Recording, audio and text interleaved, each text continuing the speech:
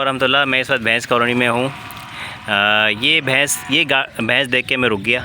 ऐसी मैंने कहा थोड़ी मालूमात करें। तो ये अब कट्टू में जाएगी क्योंकि अब इसकी उम्र ख़त्म हो गई, दूध नहीं दे सकती, बच्चा भी नहीं दे सकती अभी बिल्कुल। इसकी उम्र कितनी होगी अंदाज़ा? 12-13 साल हो गए। 12-13 साल इसकी उम्र हो चुकी है, अभी कट्टू में जाएगी। और ये इस वक्त हम लोग जो जहाँ पे जिस जगह पर मौजूद है ना, ये कट्टू की मंडी है।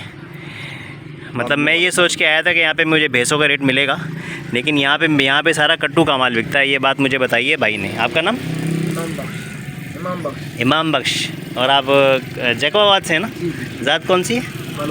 बलोच। डोम की बलोच इन्होंने मुझे बताई थी ज़ात। और चाचा आपका नाम?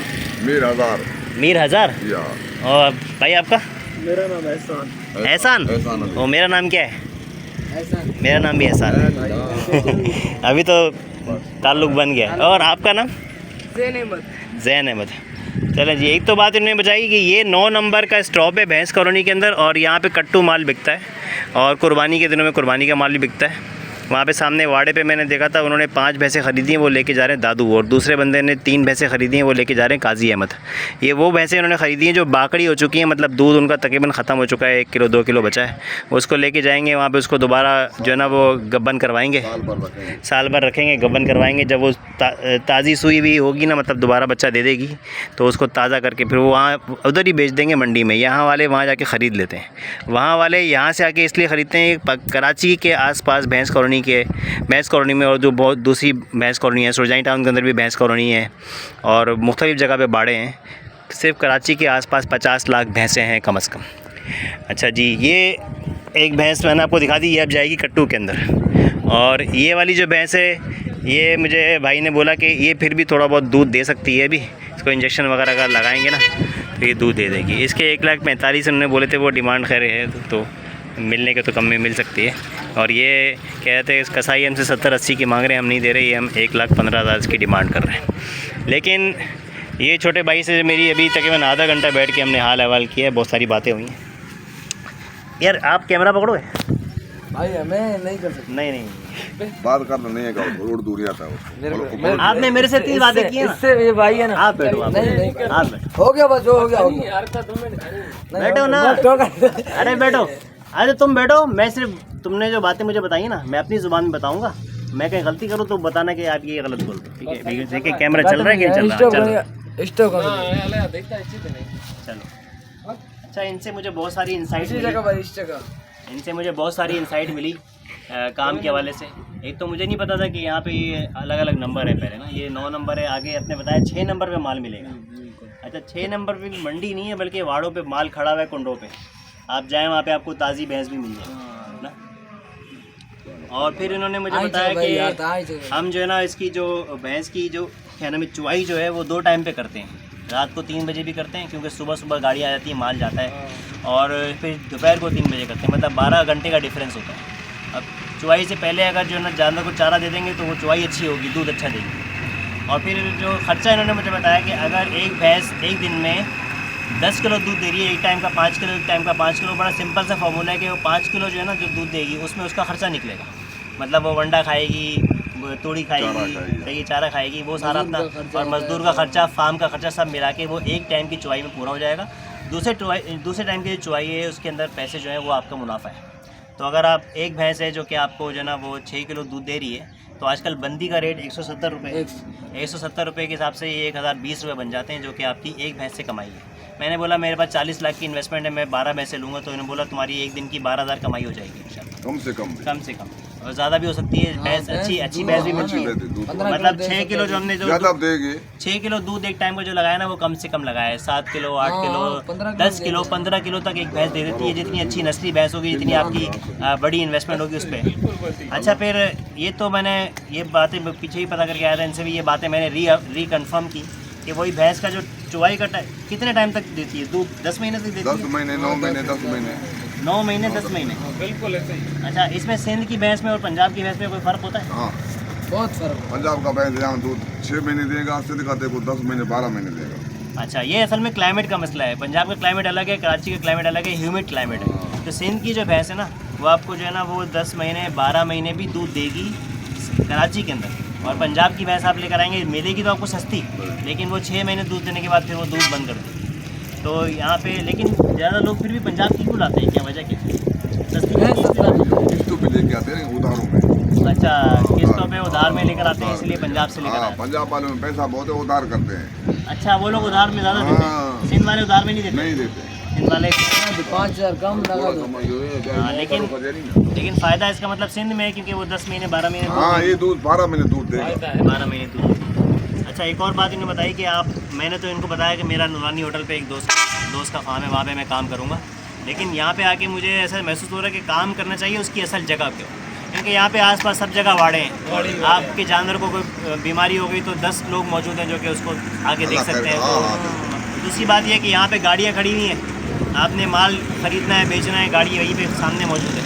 आपको कहीं माल उठा के कहीं लेके जाने की ज़रूरत नहीं है। टेंशन नहीं होगा। आपका माल, आपकी भैंस बाकड़ी हो गई, यहीं पे मंडी लगती है, खोल के लेकर आए, यहाँ पे बेच दिया। जैसे ये भाई अभी 2 भैंसें लेकर आए हुए हैं, ये कट्टू में बेचेंगे, वो वाली भी कट्टू में ही जाएगी, सही है।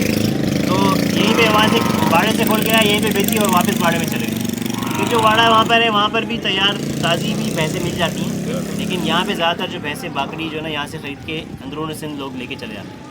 अच्छा, यहाँ पे वाड़ा भी आपने बताया ठेके पे मिलता है। हाँ, और ठेके पे जो वाड़ा मिलता है 300 कुंडों वाला वाड़ा भी होता है, लेकिन कम से कम 50-60 कुंडे का तो होता है। हाँ, उसका जो ठेका होता है महीने का तकरीबन 30,000 बताया है। 30,000 महीने का कम से कम जो ना वो ठेका है कि आपको यहाँ पे ठेके में मिल जाएगा। और बाकी इनका तो अपना वाड़ा है, माशाल्लाह इनके चाचू का है और ये आपका है। हाँ, हाँ, ये इनके चाचू हैं, ठीक है। तो बाकी ये है कि अगर आपको गवाला रखना है तो उसको आपको तनख्वाह देनी पड़ेगी, चुवाई करने के लिए। तो गवाले की कितनी तनख्वाह, अच्छी पगार कितनी? 18-20 हज़ार होगा तकरीबन। 18-20 हज़ार रुपये हम उसको देंगे। हाँ। बाकी खाना पीना रिहाइश उसकी हमारे। हाँ, हमारे दूध भी दूध 1 किलो ले 1 लो। किलो हाँ। अच्छा, 18 किलो उसको तनख्वाह देनी है, 1 किलो उसको 18,000 दूध, 18,000 उसको तनख्वाह देनी है। एक किलो दूध रोजाना का वो लेगा और 3 टाइम का खाना। नहीं, 2 टाइम नाश्ता सुबह। अच्छा, वो तो दोपहर चाय को, शाम को। बिस्किट होता है ना। बाकी रात को वो घर जाएगा। हाँ, नहीं इधर बाड़े में में ही सोएगा ना, भी अच्छा, मार बाड़े में का। सोएगा। हाँ ना, चौकीदारी भी बाहर करना तो 3 टाइम का खाना देना पड़ेगा। हाँ ना, सुबह नाश्ता, सही है, दोपहर का, शाम का खाना बस। मतलब 3 टाइम खाना आपको उसको दे रहा है। 18,000 तनख्वाह है, 1 किलो दूध उसको मिलेगा। वो दूध क्या करेगा? घर के लिए भेजे, घर बच्चे आएंगे लेके जाएंगे, नजदीक होएगा ना कोई किसी का। अच्छा, मतलब ये कि मजदूर जो होते हैं आमतौर पे जो है ना वो करीब के इलाके के ही मिल जाते हैं, फिर भी वो उनको बाड़े पे ही रहना पड़ता है। बस। लेकिन वो दूध बस लेके जाएंगे, बच्चा उनको कोई आ जाके लेके चला जाएगा घर। जैसे इनका वाड़ा इधर भैंस कॉलोनी में है, लेकिन ये रहते शालतीफ टाउन में। शालतीफ टाउन में करीब है, हाँ ये करीब है। शालतीफ टाउन में जो यूनिवर्सिटी है ना, बड़ी खूबसूरत बिल्डिंग बनी है, इधर मैंने पढ़ा है 4 साल लास्ट यूनिवर्सिटी। अच्छा, इनसे बातें है मेरी आधे घंटे चली, बहुत सारी बातें इन्होंने दरमियान में पॉइंट की अभी मैं रिकॉल नहीं कर पा रहा। और लेकिन ये कि मतलब ये इनके कहने के मुताबिक काम में फ़ायदा है। ऐसा नहीं है कि काम आप करेंगे तो आपको फालतू में नुकसान होगा। आप कोई ब्लंडर मार रहे हैं, मिस्टेक कर रहे हैं, आपका जो है ना वो जो मजदूर है वो चोरी कर रहे हैं, या आप जानवर को प्रॉपर खाना नहीं खिला रहे, उसकी मेडिकल केयर सही नहीं कर रहे हैं, और मतलब ये 10 रीज़न जमा हो रही हैं, तो फिर तो लाजमी एक नुकसान होगा ही होगा। लेकिन अगर आप सारी चीज़ें पूरी कर रहे हैं तो फिर तो कोई वजह नहीं है कि नुकसान हो। नफ़ा नुकसान फिर भी हो सकता है, कोई अगर भैंस मर जाए तो वो तो फिर अल्लाह की तरफ से है ना, सांस का काम है इसके अंदर तो। लेकिन इसके अलावा मतलब काम जो है मतलब फ़ायदे। अच्छा, ये मुझे बताओ कि इसको जो इंजेक्शन लगाते हैं, हाँ। इसके बगैर दूध नहीं ले सकते? नहीं, बच्चा जो बच्चे वाला है दे सकते हैं। बच्चे जो कटवा देते हैं इधर का बच्चे क्या? इनको, बच्चा जो है ना कटवा, छोटे पर में ब्याह गया ना तो बच्चा एक देते दिन हैं। पीते हैं ना, इसलिए ये कटवा देते हैं। बच्चा 1 दूध किलो सारा दूध बच्चे। पिएगा, 1 किलो सुबह, 1 किलो शाम। सही है। कितना पैदा हो गया? तो मतलब वो बच्चे वाला दूध बचाने के लिए हाँ, बच्चा बेच देते हैं। उसको बेच दिया, हाँ, फिर टीका और लगा फिर थोड़ा सा। क्योंकि गाय बगैर बच्चे के दूध छोड़ेगी नहीं। गाय का बच्चा नहीं, भैंस का बोल। भैंस गाय का बच्चा गाय के साथ होएगा। सही है। देखिए, इंजेक्शन लगाने की रीजंस बहुत अलग भी होती हैं। दूध को बढ़ाने के लिए भी लगाते हैं, बूस्टन भी लगाते हैं, हाँ, वो तो और कौन सा लगाते हैं? बूस्टन और कौन सा होता बोस्टन है? तो दूध बढ़ाएगा नहीं, दूध पूरा बढ़ाने के बढ़ाएगा। लिए। और एक और इंजेक्शन कौन सा वो होता है? दूध उतारेगा। दूध उतारने वाला तो एक सीधी लगाएगा ना। वो कौन सा होता है, क्या नाम है? ये जोरी ये दूध चुवाई उतारेगा। वाला टीका, उसका नाम चुवाई वाला टीका। बच्चवाई वाला टीका बोलते हैं उसका, नाम है मेरा, मुझे भी रिकॉल नहीं हो रहा। तो वो असल में इसलिए लगाते हैं कि बच्चा इन्होंने बेच दिया होता है। अगर आप बच्चा रख रहे हैं साथ में, एक थन उसको पिला रहे हैं, हाँ। तो फिर तो टीके की ज़रूरत है। बाकी बीमारी इसकी कौन सी, मुँह खुर की बीमारी आती है? मुंह खोल आती है सर्दियों में। वो सर्दियों में आती बुखार है, बुखार का इलाज है हमारे। है, उसका भी टीके वीके इलाज हर हो चीज़ जाता है, है। हर चीज़। और इसका जो वनडे में बताया, वनडे में भाई ने मुझे बताया कि आपने इसमें छिलका भी मिला सकते हो, दलिया दलिया मिलाना है आपने, और खल मिलाना है, हाँ, और क्या टुकड़े टुकड़े रोटी हाँ रोटी मतलब टुकड़े अभी क्या 70 रुपये किलो चल रहे हैं? 65 रुपये 65 रुपये। ये जो भूसी टुकड़े हम लोग बेचते हैं ना, भूसी टुकड़े वाले को, वो असल में आके सारे भैंस कॉलोनी में बिकते हैं, और 65 रुपये 70 रुपये किलो वो यहाँ पे मिलते हैं।